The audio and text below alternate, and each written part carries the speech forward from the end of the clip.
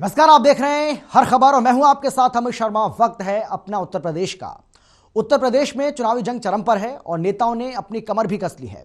एक तरफ सियासत है नेताओं के टिकट की, तो दूसरी तरफ सियासत है पार्टियों में शामिल होने की।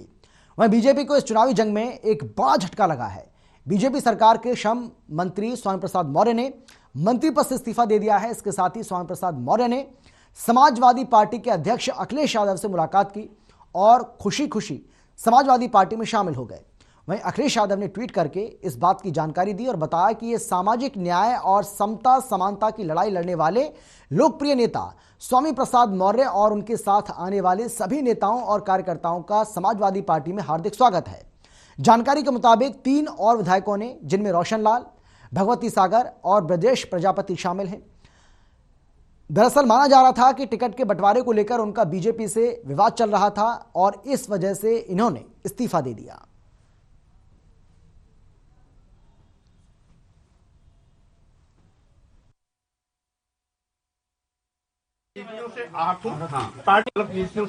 आपके साथ कितने लोग और जाएंगे? कितने लोग आपके साथ जाएंगे? वो संख्या लाखों में होती है, इसलिए हम उसको नाम इंगित नहीं कर सकते। इतनी लाइट तो जैसे कम है, लाखों का जन्म। आपने मुझसे कहा था कि आपका कितना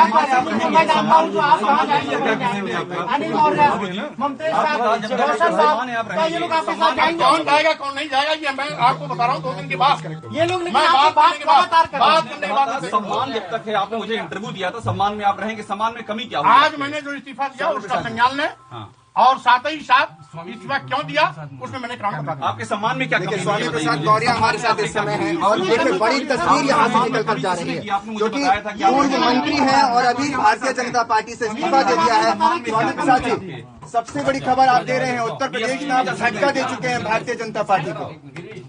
जब भारतीय जनता पार्टी की सरकार ने बहुतों को झटका दिया है, तो मैं अगर मंत्रिमंडल से इस्तीफा देकर के भारतीय जनता पार्टी की झटका दे रहा हूँ तो कौन सी नई बात है? ऐसी क्या दिक्कत रही है से आप छोड़ रहे हैं? क्या बड़ी दिक्कत रही, क्या बड़ी कारण रहे जिसकी वजह से बीजेपी को आपने छोड़ दिया? मैंने उत्तर प्रदेश के श्री राज्यपाल जी की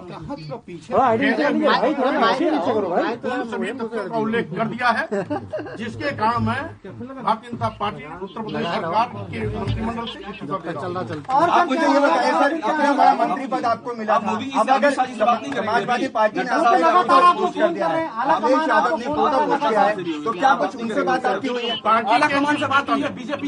पार्टी के जिस नेता ने भी मुझसे टेलीफोन बात किया, मैंने तो क्या अखिलेश यादव जो फोटो पोस्ट कर रहे हैं कहीं वो लुभाने के लिए तो नहीं कर रहे हैं? आप अमित शाह जी से, नड्डा जी से आपको आरटीसी से फोन पे बात नहीं कर रहा लगातार आपका ये कहना गलत है। मैं आज भी सुबह श्री दिनेश शर्मा जी, डिप्टी सीएम श्री बंसल जी से बात किया। नाराजगी स्वाभाविक रूप से पार्टी की उपेक्षात्मक रवैये के नाते ये निर्णय मुझे लेना पड़ा है और इसलिए इस निर्णय को लेने मुझे कोई दुख नहीं। जहाँ बताना चाहिए वहाँ मैंने बता दिया। राज्यपाल जी मंत्रिमंडल में मंत्रियों को नामित करती है, मनोनीत करती है और माननीय राज्यपाल जी की कृपा से ही सभी मंत्रिमंडल के सम्मानित मंत्री कार्य करते हैं। इसलिए जिसकी कृपा से मंत्रिमंडल का गठन हुआ था, जिन्होंने मंत्री के रूप में मनोनीत किया था, बात करो ना, क्या दिक्कत है? उत्तर प्रदेश के ऐसे माननीय श्री राज्यपाल जी को मैंने तथ्यों सहित इस्तीफा देने का कारण बताया। ये बताइए कि आप जिस तरीके से इस्तीफा दिया उसके बाद कई प्रयास लगाए जा रहे हैं, बहुजन समाजवादी पार्टी से दोबारा बहुजन समाजवादी पार्टी में जाएंगे। इस्तीफे का असर क्या होगा बाबू जी? असर बताइए। मेरे इस्तीफे का असर 2022 विधानसभा चुनाव के परिणाम के बाद आपको देखने को मिलेगा। 10 मार्च को क्या होगा फिर? 10 मार्च को क्या होगा? 10 मार्च को बताइए, 10 मार्च को क्या होगा? 10 मार्च को जो भी होगा वो जनता आपके सामने उस परिणाम को देगी। आप मोदी अमित शाह से बात नहीं करेंगे? मोदी अमित शाह से आपको टिकट देगी, आपके बेटे को टिकट देगी या बेटी को? अमित शाह से आप बात नहीं करेंगे? बात बेटी और बेटी की नहीं, बात विचारधारा की है। अगर बेटी बेटे को या मुझको एक नहीं 50 भी टिकट दे दे, लेकिन जिस तरीके से 5 साल मैंने इनकी विचारधारा को देखा, पढ़ा, मैं अम्बेडकर विचारधारा का जल्दी बताओ। और अम्बेडकर विचारधारा के लोगों को मिल रहा है कि भारतीय जनता पार्टी में जिस तरीके से 5 साल नहीं आ रहा है, लो नहीं आ रहा है। कसक के साथ काम करना पड़ा, वो पीड़ा मेरी है। तीन विधायक और आज ये भी तो चाहिए, आप मुस्कुरा रहे थे मायावती के सवाल पर, मुस्कुरा रहे थे बहुजन समाजवादी पार्टी में जाने की बात कर। नहीं, ऐसा तो नहीं है कि लगाव उधर ज्यादा आ गया नहीं, है। अभी बातचीत होने दो। ये दर्जनों विधायक आएंगे, दर्जनों इस्तीफा देंगे। अभी दर्जनों देंगे। ये बड़ी खबर आप दे रहे हैं। आगे की कहा कि दर्जनों विधायक आगे की वार और आगे की धार देखते रहिए। कब तक इस्तीफा हो सकता है? 1-2 दिन में मैंने समय दे दिया है और बार बार आप उसी की पुनरावृत्ति कर रहे हैं। 1-2 दिन के अंदर बड़ा विकेट मैं गिरा है बाबूजी। बड़ा विकेट गिरा है, अंतिम निर्णय भी आपको सुना दूंगा। कौन मुख्यमंत्री बनेगा बताइए आप। 1-2 दिन के बाद मैं सब बता दूंगा क्या होने वाला है। सर ये भी बात नहीं है, आप जिस पद के नेता है क्या मुख्यमंत्री बनेंगे, ऐसी भी कोई बात हुई है? क्या भारतीय जनता पार्टी ने मुख्यमंत्री बना दिया था क्या? नहीं, जहाँ पर आपने बात की है। ये जनमत मिलने के बाद पार्टी तय करती है और अभी हमारी चूंकि कोई पार्टी तय नहीं है, इसलिए इसका जवाब मैं 2 दिन बाद दूंगा। ऐसा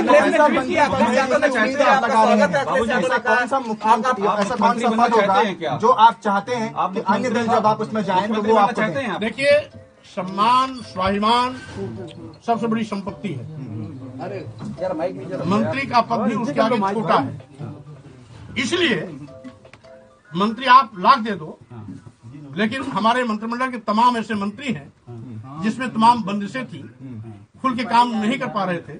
यद्यपि ये मेरे साथ अनहोनी नहीं हुई, क्योंकि जानते हैं कि स्वामी प्रसाद मौर्य का मिजाज क्या है, पलट के जवाब देंगे, इसलिए किसी ने मेरे काम में दखल देने की अफसर शाही से नाराज है क्या? आपका कार्य ऐसा है जिससे कहीं कहीं ये कार्य बीजेपी के लिए खतरा बन जाएगा। बाबूजी बैठ जाइए। अफसर शाही से नाराज है क्या? अफसर शाही, जो अफसर शाही हावी जिसकी बात होती है उससे नाराज है? बाबूजी बैठ जाइए। आप बैठ जाइए। अफसर शाही बाबूजी मुख्यमंत्री के इशारे पे काम करती है। अफसर शाही की कोई गलती नहीं होती है। अफसर शाही से जिस प्रकार से आप काम लेना चाहेंगे उस प्रकार से वो काम करेगा। इसलिए नेता की नीति और नियम इस बात की निर्भर करती है।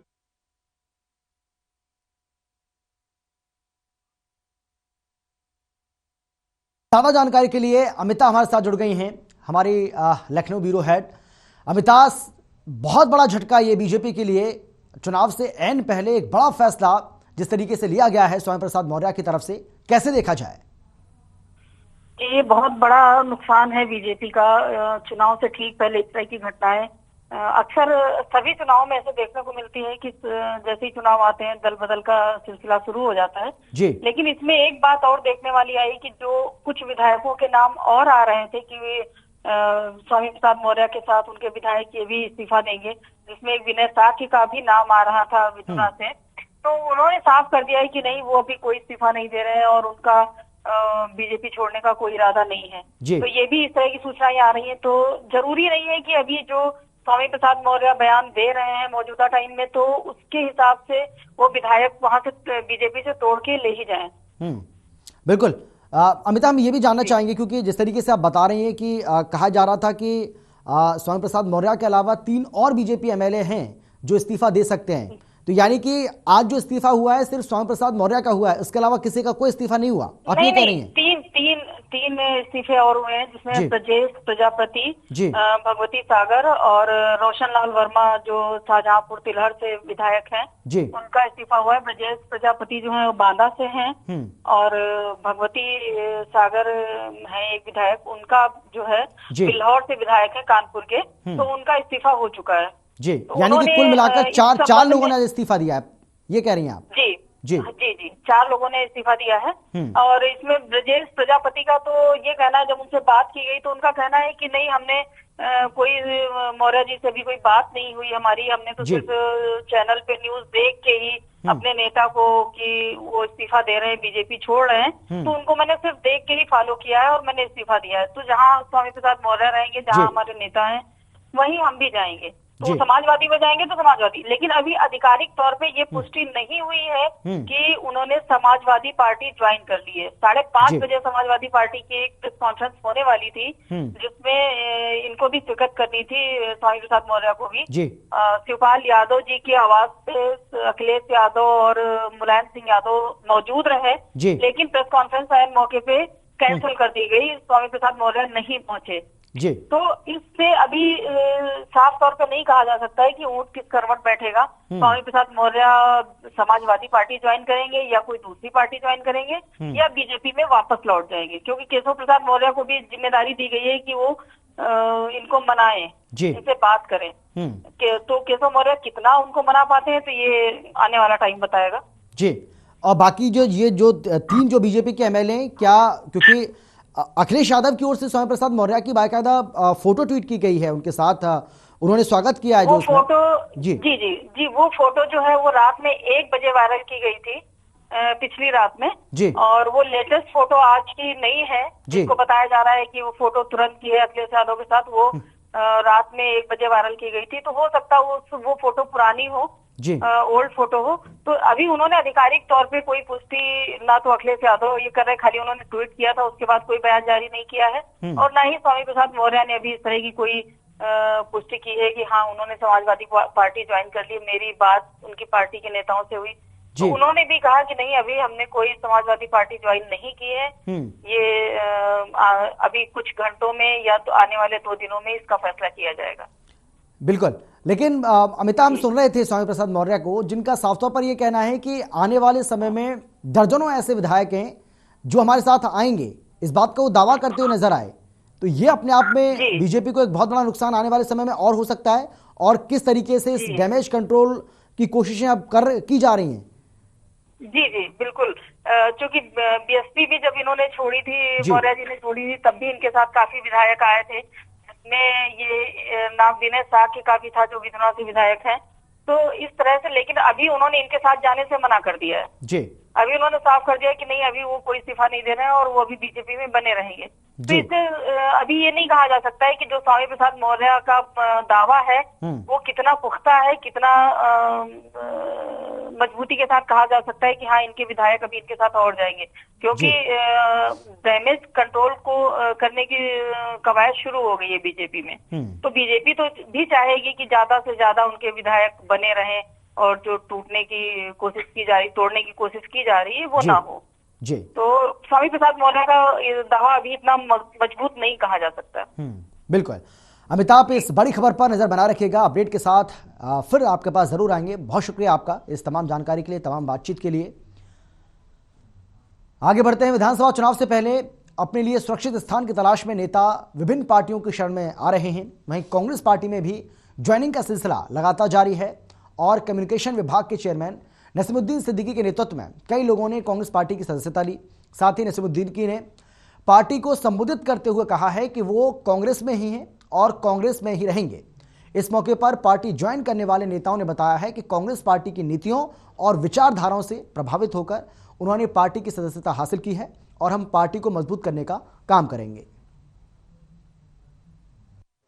दिन प्रतिदिन हम आगे बढ़ रहे हैं और जो 2022 के चुनाव अनाउंस हो गए हैं, तो इन चुनावों में पता नहीं आप देख पा रहे हैं नहीं देख पा रहे हैं, लेकिन हम जो देख पा रहे हैं, हम चौंकाने वाले रिजल्ट आपके सामने, जनता के सामने रखेंगे। आज अगर एक और था, अभी हमारी लिस्ट नहीं तैयार हुई, हमें आज प्रवक्ताओं के जो जिला प्रवक्ता, जिला कोऑर्डिनेटर मीडिया डिपार्टमेंट की तरफ से बनाए गए हैं, बहुत कोशिश हो चुकी। मैं समझता हूँ कोशिश करने वाले थक गए होंगे। आज भी फोन आया था और मुझे लगता है आज के बाद फुल स्टॉप लग जाएगा। मैं कांग्रेस में हूँ, कांग्रेस में रहूंगा, मेरा पूरा परिवार कांग्रेस में है, कांग्रेस में रहेगा। हम कहीं डिगने वाले नहीं हैं। जब तक कांग्रेस ऊपर वाले ने चाहा, तब तक हम दुनिया में, हमारी एक ही इच्छा है कि जब तक हमारी जिंदगी है, हमारी जिंदगी में कांग्रेस की सरकार उत्तर प्रदेश और केंद्र में बन जाए। इसके अलावा हमारी कोई इच्छा नहीं है। हम कांग्रेस में हैं, कांग्रेस में रहेंगे। सर, स्वामी प्रसाद मौर्य ने आपसे संपर्क नहीं किया? किसका फोन आया था आपके पास? आज फोन आया था, किसका आया था? भाई सब कुछ मत पूछ लीजिए। हमारे मीडिया डिपार्टमेंट के कन्वीनर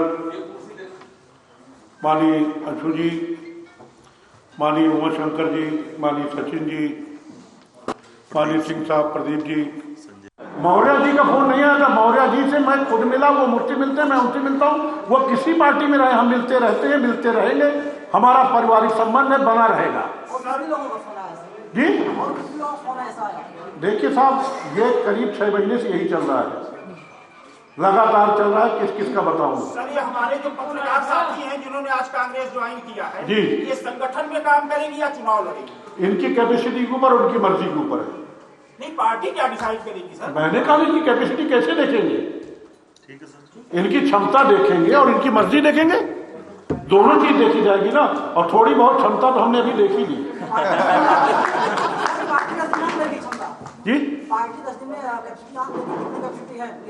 साथियों की जैसा कि आप देख रहे हैं कि कांग्रेस पार्टी का कुंभा लगातार बढ़ रहा है और जल्दी ही हम आपके बीच में ज्वाइनिंग के नाम पे बड़ा धमाका करने वाले हैं। लेकिन लंबी रेस के लिए पहले धीरे धीरे चलना होता है, बाद में स्पीड बढ़ाई जाती है। तो स्पीड बढ़ाना हमने शुरू कर दिया है। हमने प्रेस मीडिया में भी सेंध लगाना शुरू कर दी है। कुछ पहले भी किया था और आज भी हमने सेंध लगाई है। आप जानते हैं कि किसी तारुफ की मोहताज नहीं है। आपके बीच में सुश्री निदा अहमद जी बैठी हुई हैं। हौसलों से तकदीर को बदल देती है। और हाँ, मैं औरत हूँ, सुन लो समाज वालों, मैं औरत हूँ और मैं इतना हौसला रखती हूँ कि अपने हौसले से तकदीर को बदल दूँ। न सिर्फ अपनी तकदीर बदलूंगी बल्कि जितने भी समाज में महिलाएं हैं उनको भी मैं जागरूक करूंगी इस चीज़ के लिए कि आप आगे आइए और अपने हक को समझिए, पहचानिए, अपनी ताकत को पहचानिए, क्योंकि आपके अंदर तो इतनी ताकत है कि आप एक मर्द को पैदा करती हैं।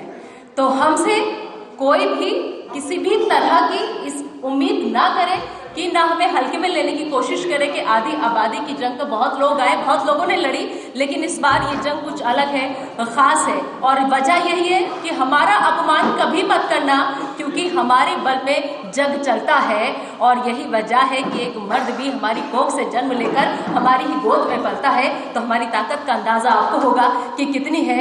और इसीलिए आज मैं यहाँ मौजूद हूँ, लड़की हूँ, लड़ सकती हूँ। रजा अहमद साहब ये भी आज कांग्रेस पार्टी में शामिल हो रहे हैं। मैं दोनों और इनके साथ जो भी लोग आए हैं उन सभी का तहे दिल से स्वागत करता हूं कांग्रेस पार्टी की तरफ से, और विश्वास दिलाता हूं कि कांग्रेस पार्टी में उनको अपेक्षाकृत। इतनी देर से मैं यहाँ पर एक ही बात कह रही हूँ कि लड़कियों को बढ़ाने के लिए जिसको हर कोई दबाने में लगा रहता है, बस यही चीज़ मुझे सबसे ज़्यादा पसंद है, क्योंकि खुद एक लड़की हूँ तो शायद चाहूँगी कि आधी आबादी जो है मेरी तरह आगे बढ़े और आगे आए। देखिए ऐसा है, आज की ये प्रेस कॉन्फ्रेंस बीसीसी में मेरे द्वारा किया जा रहा, आपकी इस बात का जवाब अपने आप मिल गया कि मैं कहाँ हूँ, कहाँ रहूँगा, जाऊँगा कि नहीं जाऊँगा। रह गई बात जाने ना जाने की, एक नहीं, सपा नहीं, कई जगह से बुलावे आए, लोग घर आए, बातचीत की। देखिए मैं सभी नेताओं का सम्मान करता हूँ, चाहे वो सपा के हों, चाहे भाजपा के हों, चाहे बसपा के हों। 8-10 विधायकों को लेके जा रहे हैं सपा में, जैसा वो कह रहे हैं, तो आपसे संपर्क नहीं किया उन्होंने? मेरी परसों भी उनके साथ बैठक हुई थी। आपसे मैंने कहा, आपने पूछ लिया तो बता देता हूँ, मुझे बताना नहीं चाहिए। हम लोग परसों बैठे थे। हमारा उनका पॉलिटिकल रिश्ता नहीं है। स्वामी प्रसाद मौर्य मुझसे उम्र में बड़े हैं। बहुजन समाज पार्टी में भले ही वो मुझसे बाद में आए, क्योंकि जब पार्टी नहीं बनी थी बहुजन समाज पार्टी, तब से मैं मिशन में एक बाम सेठ में मैं काम कर रहा था।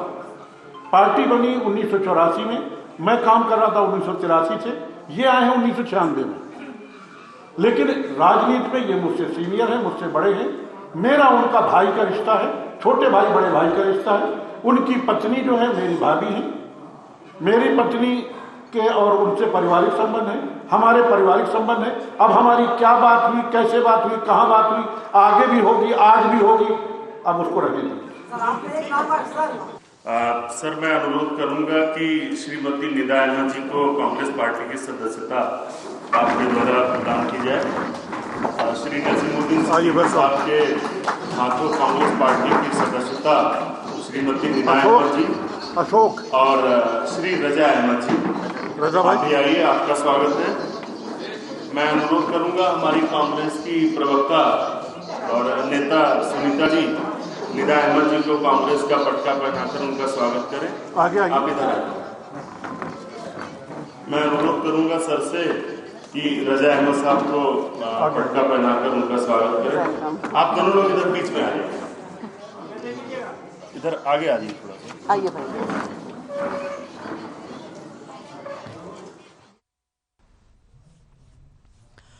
कोरोना वायरस एक ऐसा वायरस जिसने देश की रफ्तार को रुकने पर मजबूर कर दिया। ये वो वायरस है जिसके संक्रमण से लोगों को जुकाम से लेकर सांस लेने में तकलीफ जैसी समस्या का सामना करना पड़ रहा है।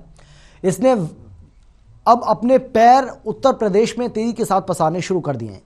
ओमिक्रॉन वेरिएंट के साथ ही कोरोना वायरस संक्रमण के बढ़ते मामले सरकार को चिंता में डाल रहे हैं और सरकार की ओर से लगातार ये कहा जा रहा है कि लोग सावधानी बरतें। बीते 24 घंटे की बात करें तो 8,334 नए मामले सामने आए और इस तरह से अब प्रदेश में कोरोना वायरस के 33,946 मामले एक्टिव हैं। और मुख्य सचिव चिकित्सा अमित मोहन प्रसाद ने बताया है कि बीते 24 घंटे में 2,01,465 सैंपल की जांच में 8,334 नए संक्रमितों की पुष्टि हुई है और इस अवधि में 335 लोग कोरोना के संक्रमण से उभरे भी हैं। विशेषज्ञों का मानना है कि यह वेरिएंट पहले के वेरिएंट्स की तुलना में बहुत कम नुकसानदेह है। साथ ही लोगों को कोरोना प्रोटोकॉल का पालन करना भी जरूरी है और लोगों को इससे घबराने की जरूरत नहीं है, बल्कि सावधानी और सतर्कता बरतने की जरूरत है।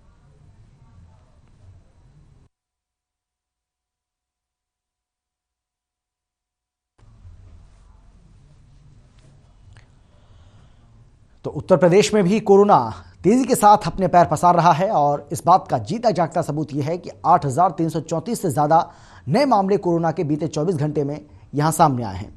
हालांकि क्योंकि देश का सबसे बड़ा सूबा, आबादी के लिहाज से भी देखा जाए तो आबादी भी अच्छी खासी, उस लिहाज से जो मामले हैं वो कोई बहुत ज़्यादा नहीं है, लेकिन धीरे धीरे रफ्तार बढ़ती जा रही है, जो कि एक बड़ी चिंता का विषय है। कोविड-19 संक्रमण को प्रभावी ढंग से रोकने के लिए जिला अधिकारी अभिषेक प्रकाश लगातार फील्ड पर उतर रहे हैं। जिला अधिकारी खुद फील्ड पर निकलकर होम आइसोलेशन में रहने वाले लोगों से बात भी कर रहे हैं और इसी के साथ जहां कमी नजर आ रही है वहां पर फटकार भी लगा रहे हैं। नगर निगम की लापरवाही पर डीएम अभिषेक प्रकाश भड़कते नजर आए। Covid command centre helpline number के पोस्टर न लगाए जाने पर अधिकारियों को फटकार लगाई। साथ ही डीएम ने नगर आयुक्त और एसडीएम सदर को सस्पेंड करने को भी कहा।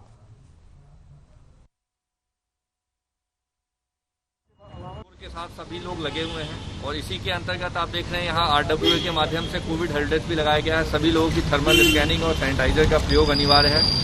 जो लोग होम आइसोलेशन में है तत्काल प्रभाव से उनको सरकारी फ्री दवा दी जा रही है और साथ ही साथ उन लोगों को प्रतिदिन कमांड सेंटर से भी कॉल किया जाता है, उनकी तबीयत भी जानी जाती है। सैनिटाइजेशन प्रतिदिन सुनिश्चित कराया जाता है सोडियम हाइड्रोक्लोराइड के सॉल्यूशन जो मानक के अनुरूप हैं नगर निगम के द्वारा। और यही निर्देश है सभी दुकानों के लिए भी कि मास्क नहीं तो सामान्य। हजरतगंज में सोमवार सुबह रफ्तार का कहर देखने को मिला। दरअसल बीते सोमवार सुबह परिवहन बस का एक्सीडेंट हो गया। अचानक परिवहन बस हजरतगंज इलाके के बोटेनिकल गार्डन के पास डिवाइडर से जा टकराई और इस हादसे में बस चालक को गंभीर चोटें आई हैं।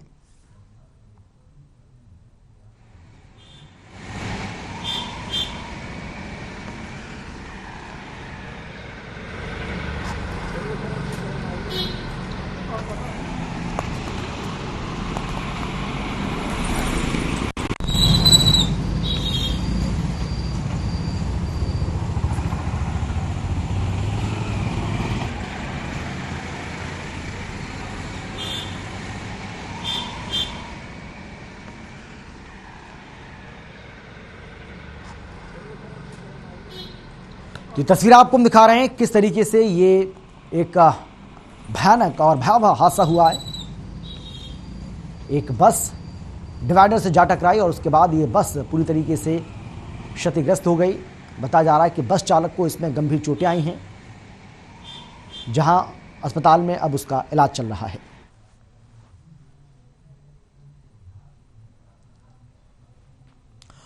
और इसी के साथ अपना उत्तर प्रदेश में फिलहाल इतना ही। एक छोटे से ब्रेक के बाद फौरन लौटेंगे हर खबर पर खबरों का सिलसिला।